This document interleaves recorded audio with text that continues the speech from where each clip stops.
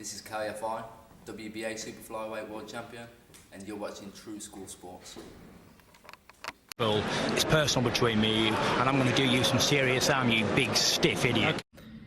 The untouchable True School Sports Empire proudly presents something the boxing game's been missing. Hey, what's going on? It's your boy BT, and I came here to talk some boxing with the thousands of True School Sports subscribers. Now, this is the official post-fight review for Sonny Edwards versus Felix Alvarado. You know, some good old afternoon boxing on the Daniel Kinahan app. Probellum.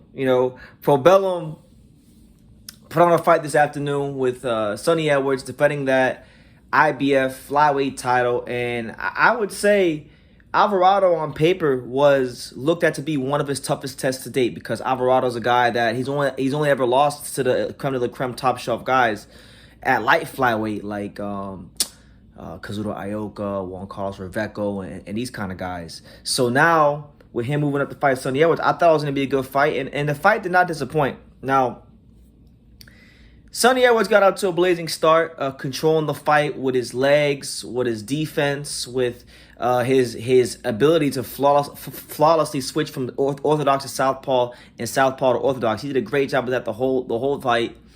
And it really looked like it was going to be the regular, like, Sonny Edwards, 120 to 108, 119, like 109 type of fight. But then in the middle rounds, that's where the pressure of Alvarado finally got to Edwards. Like he was landing some good shots in spots in the first 6 rounds, but he wasn't really able to fully take control of a round and win the round. In the middle rounds, he actually kind of got to Sonny Edwards. He started chopping that body up. He started making Sonny Edwards uncomfortable, pushing that pace on him. And this is a part of the fight where Edwards' stamina looked like it was a bit depleted.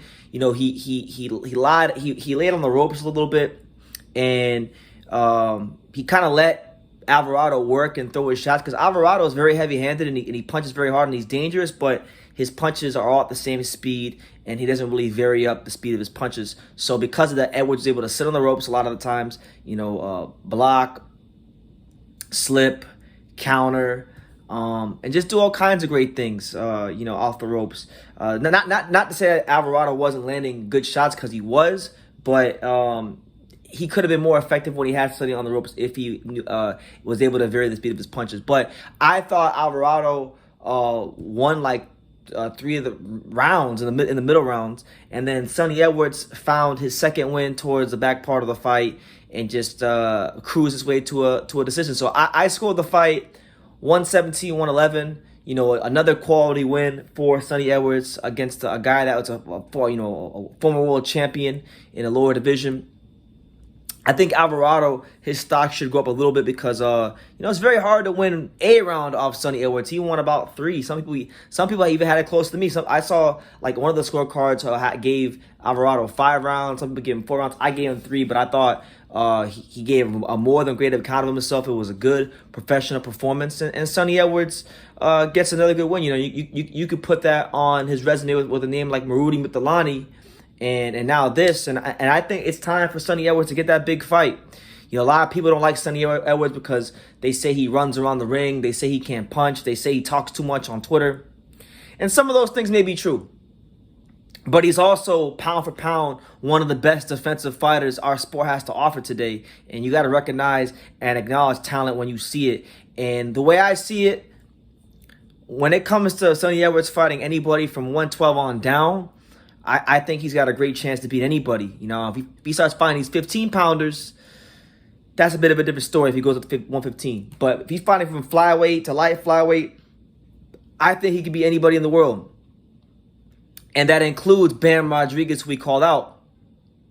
Because one thing about Bam Rodriguez that makes him such a really good technical boxer is his ability to set his feet, pivot around you, and set the pace of the fight. But then what happens when he fights a guy that can switch from southpaw to orthodox seamlessly while moving, can punch on the move, has a great way of changing rhythm and tempos and cadences and feinting, can fight off the ropes. Sonny Edwards does a lot of things very, very well at an elite level, and he's going to be a tough code to crack. And if you're thinking that, just being a big power puncher with pressure is going to be enough to beat Sonny Edwards, you're gravely mistaken. In this fight with Alvarado is really your second warning. Your first warning was when he fought Marudi Mithelani.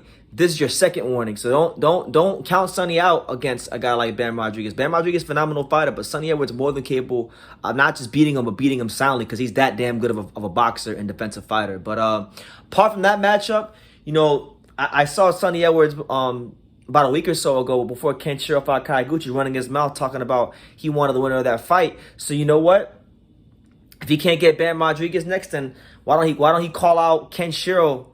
Why don't he try to press for that fight? Because I'll tell you this, Ken Shiro, he's shown it that he's got the jab, he's got the boxing skills, the variation of punches. I'll tell you this, if Ken Shiro had him in the corner the way Alvarado did, Sonny Edwards might have got knocked the fuck out. Honestly, he might have got splattered all over the canvas if that was Ken Shiro, because Ken Shiro had what Alvarado was lacking, which is the variation of the speed of punches. So I think, even though I'm a bit upset that Bam, he's not kind of sticking around at 115, I think we have a great opportunity here between the 112 and 108 division to have like a three-man round-robin tournament, so to speak, between Sonny Edwards, Bam Rodriguez, and Ken Shiro. I think if you mix and match any one of those three fighters to fight, it's going to be fireworks, and it's going to be something that boxing fans will love. But all in all, great performance from Sonny Edwards. He continues to show himself to be one of the most consistent performers in the sport of boxing. I believe that was his, third or fourth defense of the IBF title. Correct me if I'm wrong, but the third or the fourth. So he's now showing to be a consistent champion. And more so than that, a consistent champion that doesn't really lose very many rounds. So, yeah, make it that what you will. Make sure you guys take the time to subscribe. And like I say in every single one of these videos, you can love me or you can hate me. But I'm just a kid from Daniel. So until next time, take care, guys. Thank you for watching another video on True School Sports, the home of boxing. If you made it this far, do me a favor and do yourself a damn favor. Hit that subscribe button and surely you will not be disappointed. You know, True School Sports bringing you the latest and greatest, the untouchable, boxing content, interviews, news videos, breakdowns, live fight reaction extravaganza. We've got a great community of people here, boxing fans all over the world, from America to the UK to Australia and on and on and on. So join the empire today. Hit that subscribe button. Take care and God.